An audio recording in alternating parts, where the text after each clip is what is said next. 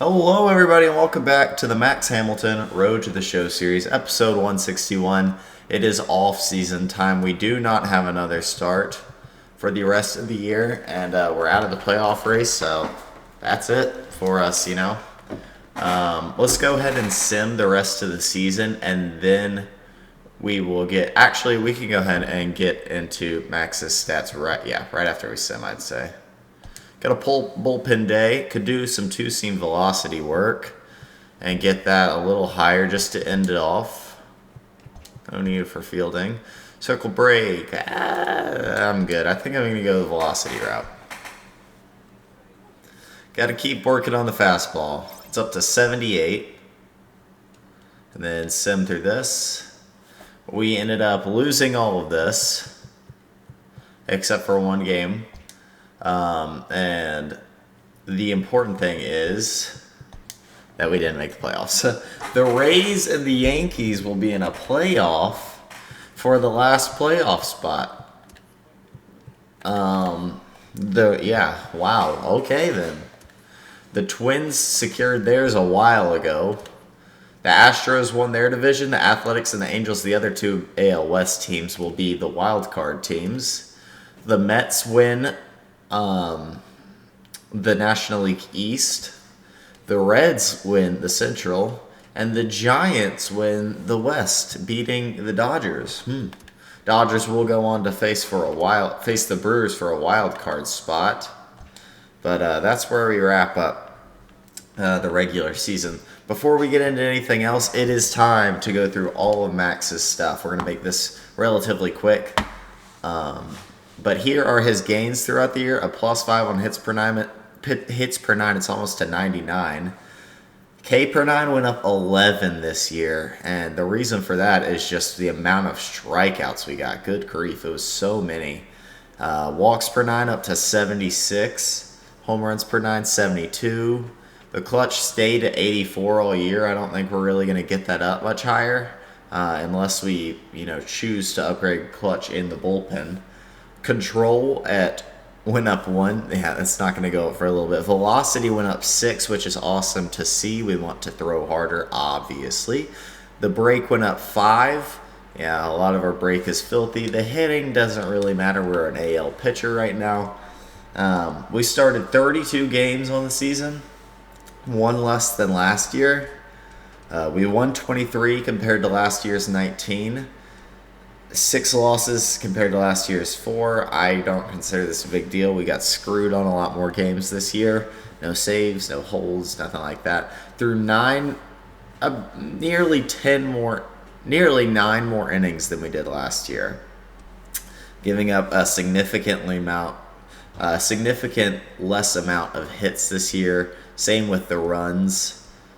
Home runs, same amount. Walked a couple more people, but not really. Struck out so many more. Our ERA was far better. Our whip was far better. Our quality starts, 30. Complete games, 14. Shutouts, 13. That is just astoundingly good. We faced 907 batters this year. We had a WAR of nearly 10. It was 9.9. Our K per 9 hopped up to 10.55. Good grief. That is insane. And our fielding independent pitching, also known as FIP, dropped to 1.79. Wow.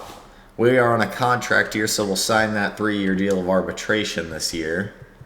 In terms of statistics, as you can see there, we are 23-6.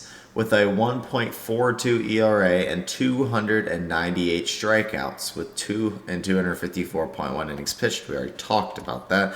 No need to look through every game log. This stuff's kind of cool. You can kind of look at it from here and just see we threw fastball more than anything. Where is our sweeping curve? We threw that 475 times. Yeah, and it was a swinging strike a lot. Pitch count, stats by the count, we were nearly unstoppable in 3-2 counts. 3-1, we ended up pretty bad. Yeah, that makes sense. 3-0, they never swung on that, I guess. 2-2, we were killer 2-1. I mean, basically, when you look at the 2 strike counts, we were just absolutely filthy. Especially 1-2 and 0-2. Man, it's just over. Here are some statistics in terms of teams faced. We are best against the Pirates still, the Red Sox, the Reds, Cardinals, Cubs, Mets, unbelievably good. But yeah, we're just going to slide through these. If you want to pause on any teams, you can. We have still yet to face the Blue Jays, Brewers, and White Sox, 2 of these teams I played for. And we've already seen the career stats, but let's go through the events and awards. Competed in top showcase with these prospects, obviously drafted by the Rays, started with the Biscuits, did all this stuff in AA, then got traded to the Brewers pretty quick, within the first 2 months. Played the end of the season with the Shuckers. I think I got hurt. I know I got hurt that year, actually. Then we signed that 1-year deal with the Brewers, got called up, dominated AAA, actually dominated. Ended that season. That was season 2. And then we signed one more 1-year deal with the Brewers. That was the start of the 2021 season. We got called up. We faced off against the Cubs in our first game. Was made an MLB starter. And then officially, I guess, made an MLB starter. Team made the postseason. We won the division title, but ended up going out in the divisional round. End of the 2021 season. We signed a 2-year deal with the Brewers just to kind of get through some of these arbitration years. But then they traded us while having an incredible year to the Blue Jays. We made the All-Star team for the first time in our career. We made the postseason. Got put out in the wild card round by the Yankees, and Max got the decision loss, even though he threw very well. Started the 2023 season with the Blue Jays. We made the All-Star team, and a couple more events and awards are going to come in there. But that's where we sit right now. I accidentally exit, but I think that was it. That is it for that. In terms of the roster for the team, we sit in not an incredible spot. The pitching is in the better spot than anything else, except maybe the outfield. This is not the best pitching staff. The best thing I can say about this, other than Max was incredible, is that Barry Moreno is only 22. He's a 75 overall, and he's a B potential, and he had really good stats this year when he pitched, I think, out of the bullpen in the MLB. So that's good. And Bumgarner had a pretty good year. But other than that, it was a tough season. Caleb Ferguson is our best relief arm, other than our closer, which is PJ McNeil, who had a down year from last year, but I mean, can you blame him? He's the closer. And he didn't get many closing opportunities. Poor guy. Bennett Fleming had a good year. Not much more to say on them. Lonnie Dunn is actually a very young arm that hopefully could progress for us. Reese McGuire ended the season hitting 210. Luke Maley, 175. Tom Bacon, I don't think he's going to really develop into anything. Stefan Fernandez was a trade over this year, and he hit decently well on the season. Adam Frazier, the new guy, ended the season above 300, so good for him with a 150 hit season. Tyler Wade, the new pickup guy, an absolute utility man, I guess. He plays all parts of the infield except first. Was pretty good for us, I'd say. And then VR is the true utility man, playing around VR level once again. A little bit of a lower average this year, but I like him still. Yandy Diaz had a little stint in AAA this year, but got called back up and had a decent year. Christian Arroyo, not great, but he's at least in A potential. Maybe he can get a little better. Adolfo Acosta, though, I have to imagine is going to be our third baseman of the future. Same with shortstop. We have a couple young guys, Luis Abreu and Gustavo Sanchez, that never really got a shot in the MLB. We have no true shortstops in the MLB right now. Robbie Paul, my favorite player on the team, other than Max, obviously, hit 20 home runs on the season with a 234 average, and I believe below a 700 OPS. Yeah, far below. But the reason I like him so much is because he's great in the field. And I don't know. He just seems to always do well with us. Billy McKinney, I enjoyed his presence on the team. He's a pretty good outfielder. And he hit well. for us. So thank you, Billy McKinney.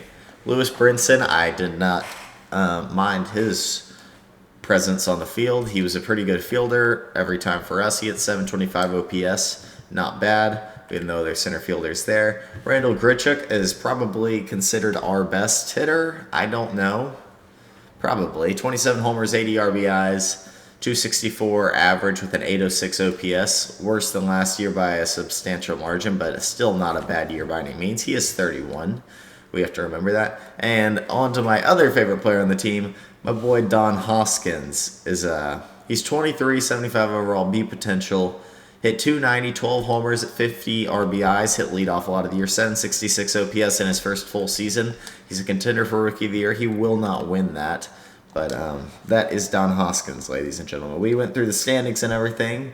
There's really no other thing to go through here except to just go ahead and sim to the end of the season. Clubhouse Day, Sam Caviglio is our only choice, so okay. We have reached max everything, and we did it by Season 5, so that's awesome. And there is the end of the season. We ended 73 and 89, and it was not good enough for the award. Here is the awards, ladies and gentlemen. Not yet. Oh, they have been announced. Max Hamilton is your AL MVP, ladies and gentlemen. Not only that, he's also your AL Cy Young. Let's go. We'll go through the National League first. Bellinger wins MVP over there with Correa following him, and JD Martinez also. 2 Dodgers. Wow. No wonder y'all want me to go to the Dodgers. DeGrom once again takes a Cy Young. That's 3 in a row with another really good year for him. Bueller second, another Dodger, a 99 overall. Freddie Peralta, good to see him getting it going finally. Christian Yelich wins the batting title over Bellinger. Josh Hader wins the reliever of the year. Billy Rush wins, oh wow, he's going to be really good. He wins Rookie of the Year. Mario Quinones, going to be pretty good, I'd say. Wow, these Pirates have some young guys. Felipe Castilla comes at third. Wow, he's going to be phenomenal. Hank Aaron Award goes to Christian Yelich above Bellinger. Tehran. All right, we're going to fly through these. You can pause if you want. Bellinger, Correa.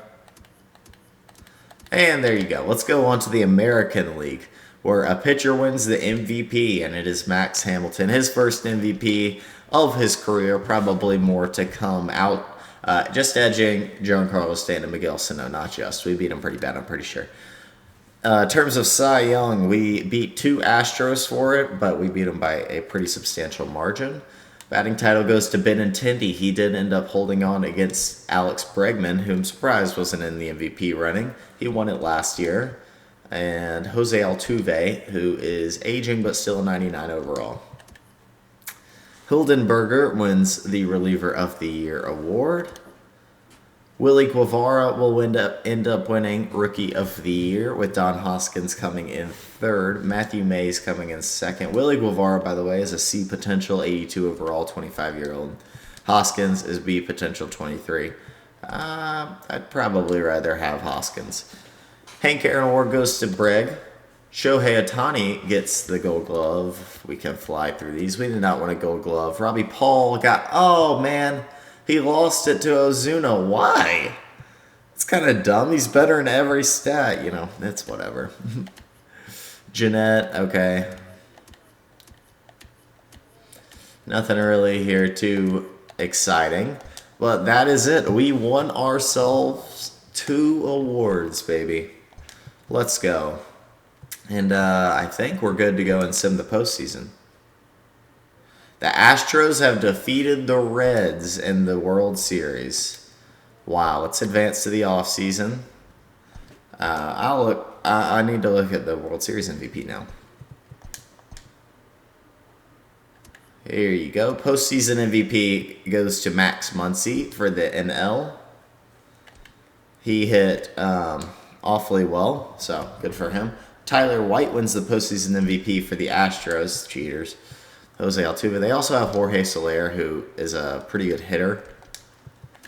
World Series MVP goes to Tadahito Ishii, which is probably pretty dumb considering he didn't play most likely. That's so dumb. But you know how this game is. Anyways, let's go and begin the offseason. View the retired players. Houston Namath retires just because of ability. Gregorius retires. I'll hit big names. Justin Miller. He's not a big name, but I thought I'd say it. Chris Martin. Okay. I'm really not seeing many big names. Hector Rondon, Tucker Barnhart retired because of ability. Wow, he got a lot worse really quick. Travis Darnaud. Cody Allen. Alex Avila, how old? 37? Yeah, holy cow. Michael Brantley. Let's check out his career stats. Ended with nearly 2,000 hits. Good job, Michael Brantley. Kevin Bromberg. Jay Bruce. Matt Carpenter. Elise Chassin. Tony Cingrani. Chris Davis. I'm shocked to see that. He's usually pretty good in these sims. He's usually, yeah, he still has a lot of power. Surprised he retired. Derek Dietrich. Adam Eaton retires. Good career for him. Made his money. Sam Freeman. Yeah, we got a while to go, so sit back and go ahead and pass through the video if you don't care. Raisel Iglesias. Go a little faster. McCutcheon retired. You know, he didn't have as many career hits as I thought he did. He also didn't play as many years as I thought he did. He's obviously given his service. Good job, Andrew McCutcheon. Not a Hall of Famer, but he will be missed by Astros fans. I'm not Pirates fans. Garrett Richards retired. Drew Smiley. George Springer. He's 34, and he didn't play this year. Had a pretty good year prior to that, too. His career is cut awfully short. That's strange. Poor free agent market is the reason he retired. Joey Votto finally retires as a part of the 2,000 hit club, and he had 359 home runs. So he might be the only Hall of Famer. Ryan Zimmerman also. I believe there's going to be no Hall of Famers, though. Maybe Votto. Yeah, no Hall of Famers. That's crazy.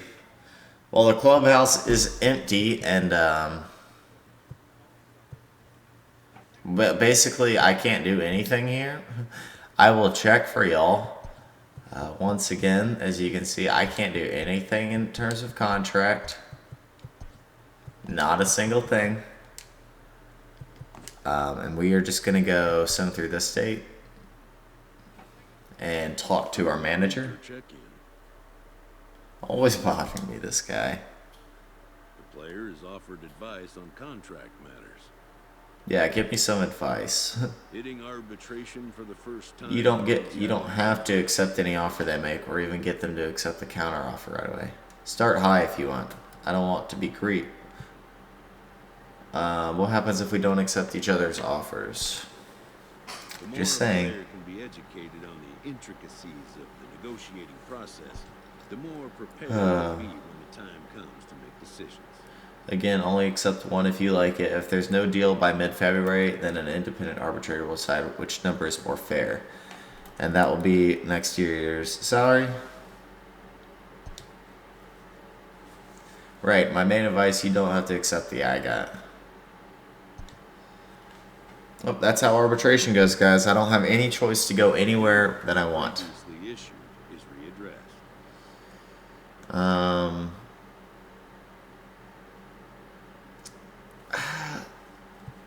I think I'm just going to say whatever. I'll just go where the road takes me. We don't want to, I mean, it's not a bad thing. Or they're going to pay us. We're going to be fine.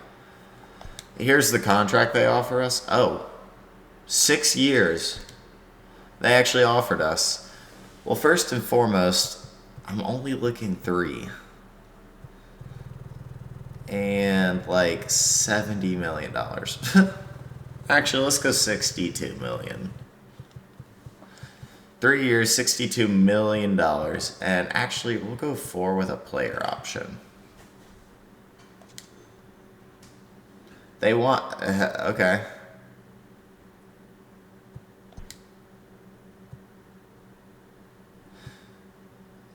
We'll lower the money, but I still want to go 4 with a player deal.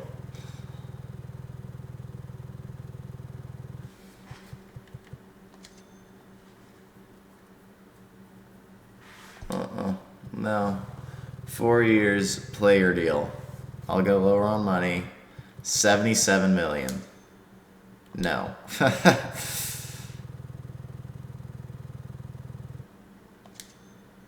No.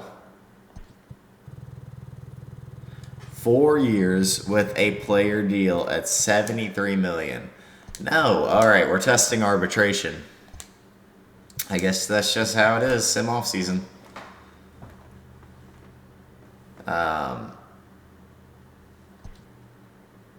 Yeah, it's time to submit my number. Yep. Previous salary, yeah, we deserve a lot more than that. $15 million.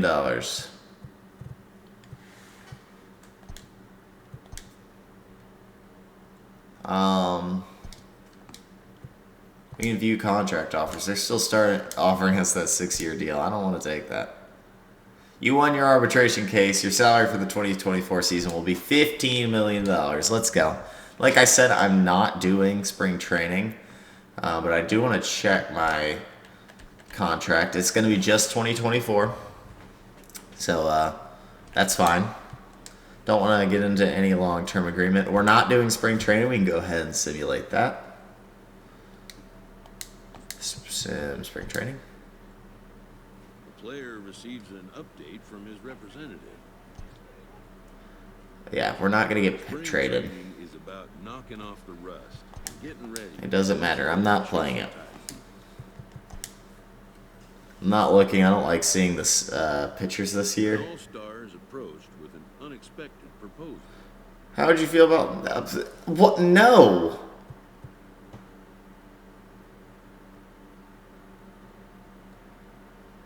Not good. When the player balks, the manager backs off the idea. When the player balks, the manager quickly backs off the idea. Good grief! What? They want me to be a closer? No, I'm sorry. Absolutely not. Max Simper do great. 3.2, 3.71 ERA in spring training. 46 strikeouts in 34 innings. It doesn't much matter. We're advancing to the regular season. Here we go. Boston is opening day, baby. Let's go. All right, let's check out your 2024 Toronto Blue Jays. Here is the starting rotation. Max Hamilton. All right. Nice. Henry Corona is up to an 85. That's actually pretty exciting. Good job, Henry Corona. We need you to have a good year this year. Jesse Palin is an 84. Sean Reed Foley's an 82 now. Did not expect that. And Bumgarner is down to an 81. Thomas Pannoni is an 80. Lucas Sims is now 79. Wow, he got a lot better. Barry Moreno is only got to a 76. In terms of our pen, PJ went down to an 81. That's kind of strange to me. But Tim Miza and Caleb Ferguson are fine. Bennett Fleming stayed. Alden Harrell. Joe Biagini.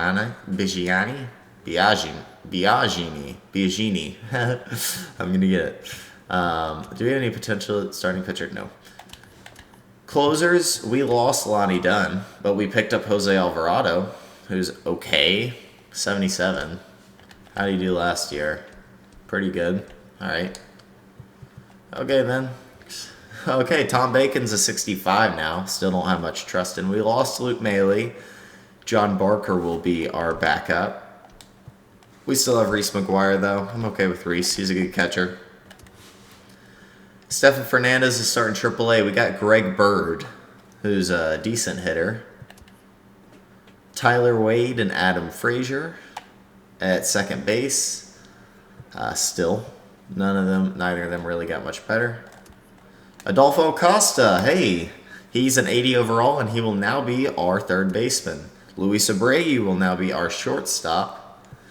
Robbie Paul stayed at 76. Billy McKinney, 75. Brinson, 76. Randall Grichuk, 79. Don Hoskins, 76. Team didn't get that much better. It is what it is. I bet we're probably lower. Yeah, 24th. Ugh. So not much of a change on the team aspect, which isn't the worst thing ever if you think about it. Did we get better over spring training and the offseason? I think we might have. I'm not sure. But here is how the lineups and rotation will look. Rotation first, Max is your ace. Obviously. Henry Corona, 85. Jesse Palin, Sean Reed Foley, and Lucas Sims. Madison Bumgarner and Barry Moreno will serve as long relief pitchers. One righty, one lefty. PJ McNeil will no longer be closing. He'll be a middle relief guy. Ferguson will close now. Alvarado and Mize will set him up. Strange, but you know what? It's fine. Our pitching is actually a better aspect of our team than you would think. In our lineup, Wade will actually hit against righties and Abreu will hit against lefties, but it'll go versus righties. Wade, Tyler Wade, Adam Frazier, Don Hoskins, now a 97 contact versus right. He's going to play right field now. Greg Bird hits fourth, Randall Grichuk fifth, Adolfo Costa 6th, Robbie Paul 7th, Lewis Brinson 8th. He's now our all-time center fielder, I believe. And Reese McGuire 9th. Not all-time, every day. Versus lefties, Luis Abreu now leads off. He's a much better hitter versus lefties anyway. Adam Frazier 2nd, Hoskins 3rd. Is he hit 3rd? Yeah.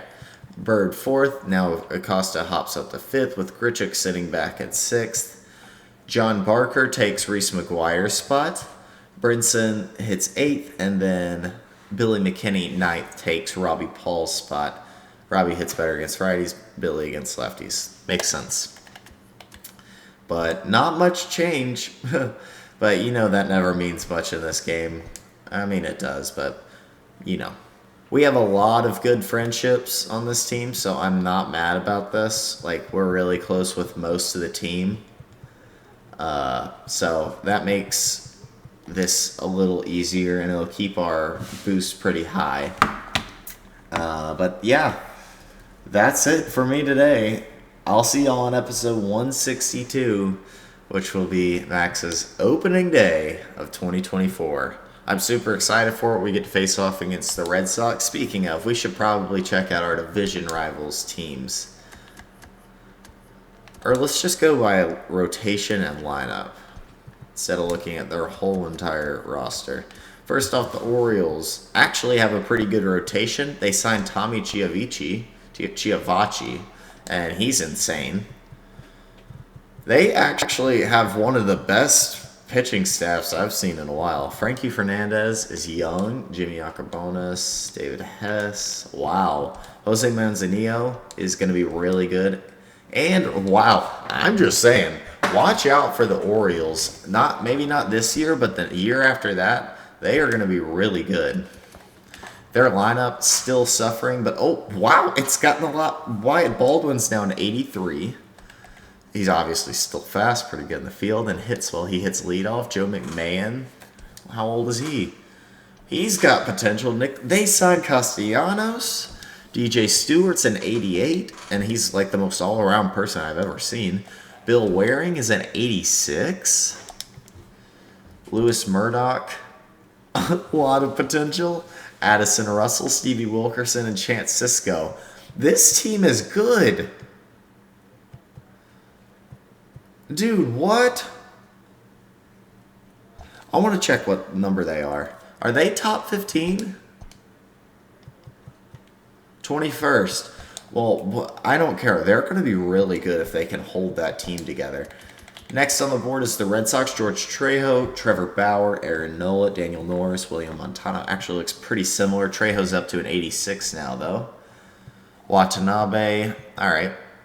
Not the craziest here. Yankees. Ooh, they lost some arms. Domingo Germán is now their ace. Pablo Lopez, Nick Pivetta, Luis Cessa, and Rodrigo Reyes, who has a lot of potential. Awesome. Aroldis and Taylor Rogers still set up. Chad Green, not the strongest pen. Tampa Bay, Keith Barber. Barger.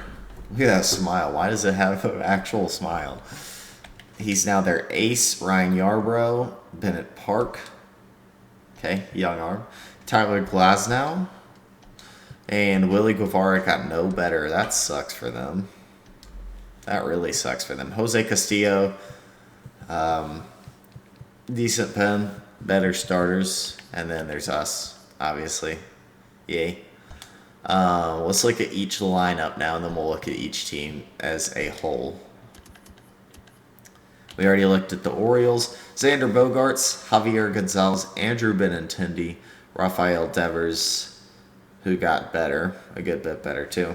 Daniel Vogelbach, Christian Walker, Blake Swihart, Michael Taylor, and Chad Caudle. It's almost like we're facing the same exact team this year with the Red Sox. They did not make much of a change. Shimchak isn't even playing, which is weird to me. Neither is Vasquez here. He starts versus lefties. The Yankees, oh Lord have mercy, Trey Turner, Johnny Garcia. Okay, he hits really well against lefties. Awesome.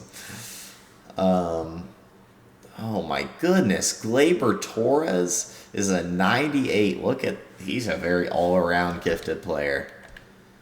Yeah, he's going to be really good. Giancarlo Stanton, obviously an MVP candidate last year. Joe Emery is finally in the 80s, entering his third year of play. Albert Tolbert got better going into age 32. Aaron Hicks, 84. Spencer Keyboom is their catcher, better in the field than he is hitting. And Anthony Alford. Tampa Bay. Oh, wait, who's on their bench? Luke Voigt, and probably plays versus lefties. Oh, he does. Danny Jansen, Ozzy. Plays versus lefties. Plays what? I'm so confused. You know, they'll figure it out. The Rays always have a good lineup. Wendell, Willie Adames, Jose Ramirez is now an 89. Oh, good grief. This guy's going to be a monster. Marcell Ozuna, Scooter Gennett, Awasayo Garcia. This team rakes against lefties. Fred McGowan is new. Wow, he's got really good potential. And a center fielder who hits for that much power. Mark Sellers. Yeah, well, hi, Mark. Nick Chufo. Andrew Velasquez and Brandon Lau. David Bodie is a utility man. This is not a bad. I mean, our division is still super strong. Orioles and us at the bottom, 13th, 14th, 10th. All right, they're not anything insane. Who ranks in at first? Athletics second. I bet it's the Dodgers. It is the Dodgers. Dodgers first, Giants third, Padres sixth, Diamondbacks 11th. That's going to be a tough division. Anyways, that's going to do it for me today. If you like the video, make sure to hit the like button and subscribe to the channel. I'll see y'all episode 162 when we start off the 2024 season.